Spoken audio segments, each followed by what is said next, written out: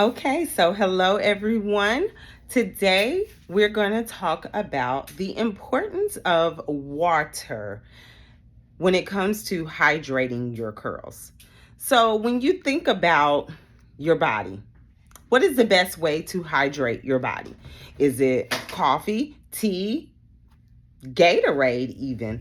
Um and or juice or things like that? Well, we all know the key hydrating tool for your body is water. So, also, the hydrating tool, the best tool that is going to hydrate your hair is H2O, water. So, now you may ask, well, I know that, wetting your hair every day and things like that can also dry the hair. Correct. So, what are we talking about when we talk about hydrating the hair with water? So, this process is really going to begin at the shampoo bowl. So, at the shampoo bowl, when you are shampooing your client's hair, you want to make sure that each step of the way that the hair is soaking wet. That is going to ensure what happens to the hair cuticle when the hair is soaking wet. Well, that cuticle, the hair shaft, is swollen, okay? So with it being swollen, it has the best the best way to be able to absorb what you are giving it. And when you're using really great products, that's exactly what you want. You want it to get into the inner core of the hair. You want it to get into that strand, not just sitting on top of it, because then it's only effective to those curls externally. We want some external moisture and things like that. But the reality is that curls, they thrive when they have nutrition and they are fed with hydration and everything. Those curls really pop, okay? If you haven't done this, you want to start doing it, okay? So warm water, what's that going to do? When you are shampooing the hair, it is going to allow the hair to release. So that cuticle is swollen, so that it's going to allow, and that warm water combined is going to allow those toxins that have been in the hair to release. That's what you want. You want all of those toxins, anything build up, all of that. You want them to release out of the hair, okay? At that point, getting that out. Next step, soaking wet. You want that hair shaft. It's now released everything. Now, what are you going to do? You're going to give it its love. Give it that conditioner so that it can then begin to do its process of just really filling in everything, filling in those extra nutrients that it needs on that cleansing curl day. Okay? So then you're going to allow it to do that. But then it's in the hair shaft.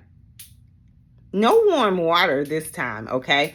Cool water. You want cold water so that that can lock in, okay? So the cold water is going to then lock in that shine, lock in that curl, lock in all of those nutrients so that the hair stays conditioned longer, okay? All right, so then after that, next step, okay, so yeah, you get a towel and you just dry it all over, right? No, don't do that. You are not going to do that. You are then going to take that hair, take that take that client or yourself. I'm saying client because I'm talking to my fellow stylists. Take that client to your chair. Once you take them to your chair, don't dry it out. Start giving it more water. Don't let it dry out. Okay, get that spray bottle. Soak it. Let me show you. This is perfect. So have it full. Spray it, spray it, spray it. Once you do that, you're going to take the section, spray it. Make sure it's soaking, dripping wet. Give the client a towel because they're going to need it, okay? They're going to need that towel because your hair is soaking wet. Oh my goodness, you can start to see at that point, even the curls start to like come back to life and everything. That's where you want it. Perfect. So you want to like freeze that into place with that. So then you're going to take less product is going to have to be used when you're doing this, okay? Less product. So you're only going to take a small amount of product because that water is soaking it up, and that water is doing the majority of the job. And that product is just filling in the gaps, okay? Filling in the gaps with nutrients and all the yumminess that you have in the product, okay? Put in.